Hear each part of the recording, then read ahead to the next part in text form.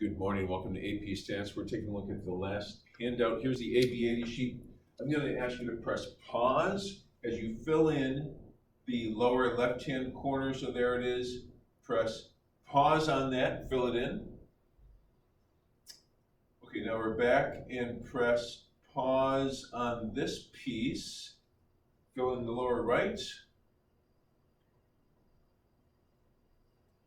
Okay, and then talk a little bit about what this means. What we're doing is we're building a beta trap, a beta 1 trap. And beta 1 is, oh, by the way, what you filled in, you need to understand what those are. So you're going to have to go to the back, fill in these acronyms. So one of the new ones is Lin A, the linearity assumption. We're dealing with scatter plots today.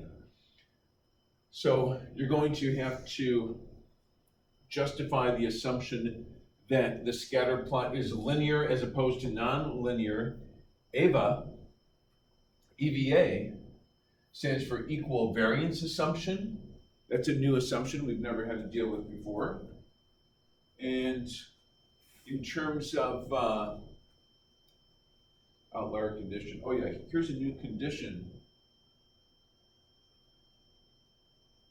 It's the does the plot thicken condition. That's a quote taken right from our textbook. It's an official term. Does the plot thicken? You basically need equal variance, and the does the plot thicken condition will enable you to justify the equal variance assumption. Now, back to the previous page.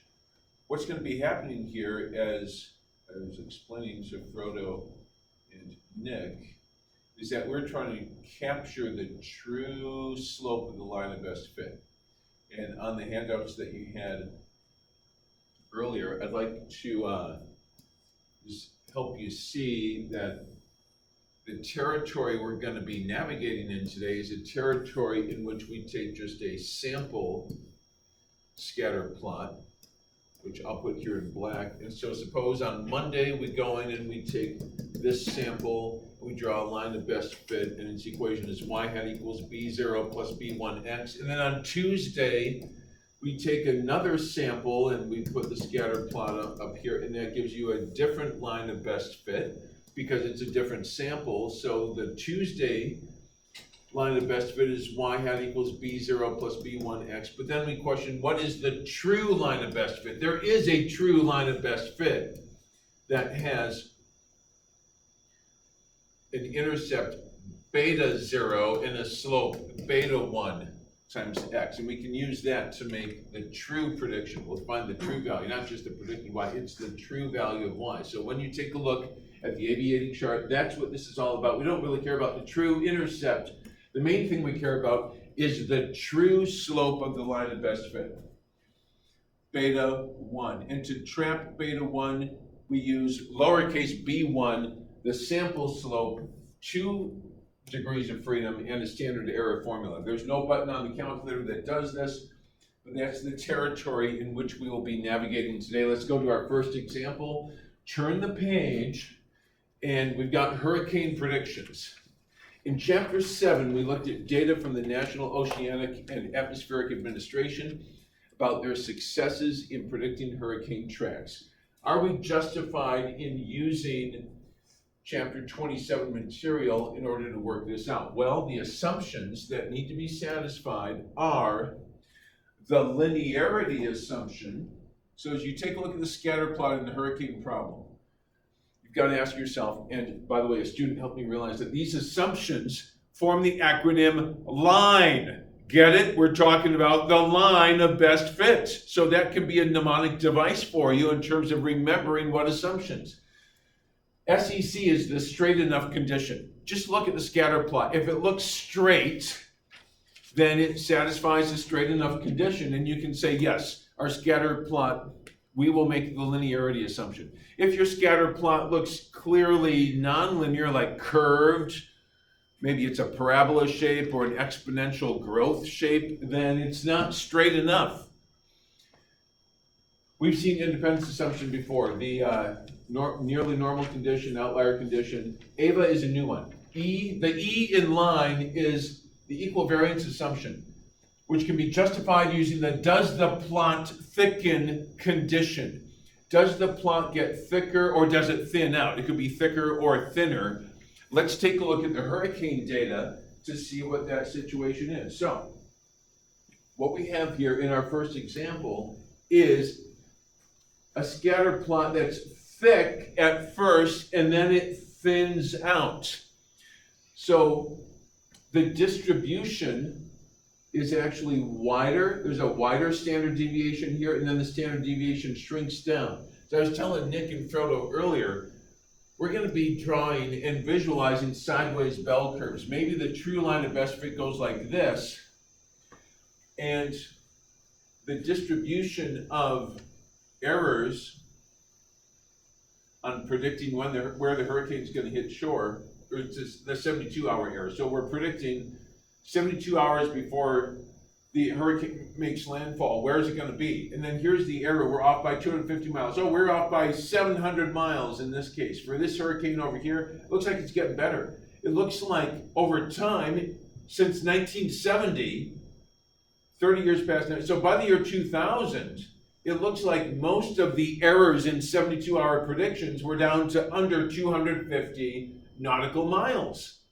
So it looks like you're getting better. That's good. But notice how it's more spread out back here toward 1970. That's a large variance. And as we get closer, the variance is getting smaller. So technically, does the plot thicken condition? The answer should be the plot does not thicken. If you're really going to satisfy the does the plot thicken condition, then there should be the same amount of spread around the line back in 1970 as there is here.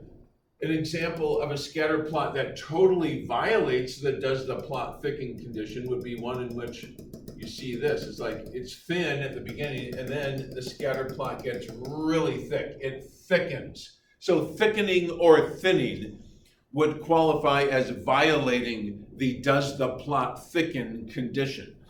Now, technically, yeah, it does look thick and then going to thin.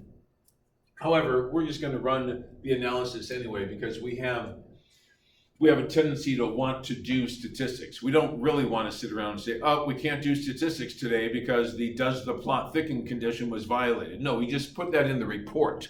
We say, look, there is an issue here. It does not look like we have equal variance. We go large variance down to small variance. In chapter 7, actually, I just want to finish reading this. It says, here's the scatter plot of the error. How far off were we in predicting hurricane locations 72 hours in advance?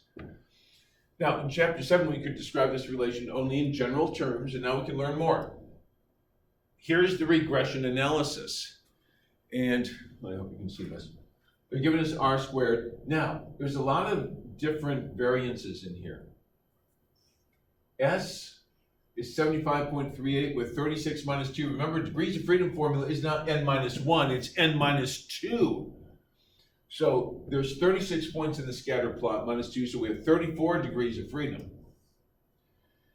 And we have variable intercepting year since 1970. So if you were going to draw or write the equation of the line of best fit, remember the hats, we do y hat equals b0 plus b1x. b0 is 453.223. The slope of the line of best fit is negative. Oh yeah, we expect it to be negative. It's coming down. We're getting better. It looks like every year the model predicts that for each additional year since 1970, the predicted number of nautical miles that we're off by goes down by 8.37 miles. So we're getting better at 8.37 miles every year. So plus negative 8.37 times x, where x represents years since 1970. But that's just a sample slope. It's not the true slope. So like, for example, what this SE means, there's lots of S's. There's the standard error of the slope. There's a standard deviation here. That's the main point that I'd like to get across in the next few minutes here is what's the difference between this standard error 1.209 and this S up here, which is 75.38. What's the difference between these two? Well, imagine taking scatter plots. I mean, this is not all the hurricanes since 1970. This is just a sample of 36 of them. There's been way more than 36 hurricanes since 1970. This is this survey that we took today on Friday. On Saturday, we might take a survey of a different 36 hurricanes, and we would get a different slope and a different intercept. Now, what this 1.209 means is that the slopes vary with this approximate standard deviation. Standard error is approximate standard deviation. The slopes tend to vary with a standard deviation of approximately 1.2. So this is a standard deviation from sample to sample on this number on the slope. So it's standard error, and it's given. That's one of the things that's required on the AB80 sheet is the standard error. The computer just gives it to you. Yeah, question? Yeah, so I always want to ask why the B0 is the symbol for the, yeah. Yeah, why B0 is the English. As opposed to, you mean like why do they use B0 instead of some other letter of the alphabet? No, I mean, why B0 is this number? I mean, can you just interpret this number in the context? Because I'm not really understand what is the intercept means in this well, table. Back in Algebra 1, you learned that lines are in the form, B plus MX or MX plus B. So mathematicians statisticians use B0 as the symbol for the intercept of the line of best fit. Yep. And B1 for the slope. But your question sounds like it's something else. Yeah, but why is this number B0? Why is it? You mean like where did they come up with it? Yeah. Yeah. How? Well, they used Calc 3. You have to study multivariable calculus, and they're doing an optimization problem on multiple variables, so they have to use partial derivatives to get it. So the actual calculation performed is a Calc 3 calculation, which is outside the purview of this course. The software is programmed to get it, and they give it to you. Okay, then why the coefficient of the intercept is B0? So why do they call it coefficient of intercept? Yes. Yeah, well, I mean, when we get to multiple regression, we're going to be doing B0 plus B1 x1 plus B2 x2 plus B3 x3. So it's the coefficient of the term of degree 0. X to the 0 is 1. So when the degree is 0, just call it B0, that's the coefficient here. But there could be, in a linear regression, there could be an unbounded, I mean, if you have 100 variables, you would have 101 coefficients. B0 would be the coefficient of term of degree 0. B1 is the coefficient of variable 1. B2 is the coefficient of variable 2, all the way up to, it could go to like B sub 100, x to the 100. So there's 101 coefficients. This is just a coefficient of basically the constant term. So the way they program the software is they always give you B0 as the first coefficient and B1 as the second coefficient. So the intercept only makes the constant. The intercept is the constant, and they just provided it to you there. So now, for the sake of time, to bring this to closure, this is the standard deviation of the sideways bell curves. You got to imagine that, like for 7.5 years, depending on the sample, you might get, trying to draw a sideways bell curve. Some samples will give you a really high error prediction, some will give you low, but they'll average right here. For 15 years since 1970, sideways bell curve. Some scatter plots, again, every sample gives you a different scatter plot, gives you a different line of best fit. Some will be low, some will be high. This S is the standard deviation of the sideways bell curves. Make a note to yourself. That S right there is the standard deviation of the sideways bell curves. This S is the standard deviation of the slopes that occur from sample to sample. Now, we are trying to get the true intercept and the true slope, but we don't often care about the true intercept. We usually care about the true slope. And it has a test statistic and an associated p-value.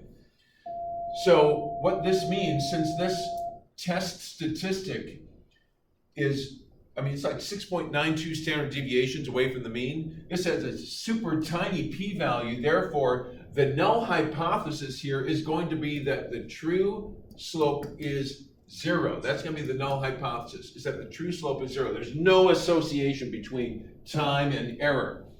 But because the p-value is so small, we're going to reject the null hypothesis and conclude that we have sufficient evidence that there really is an association between time and error. And in fact, we're getting better over time. So that's the introduction. We're going to wrap this up on Monday. Thanks for coming.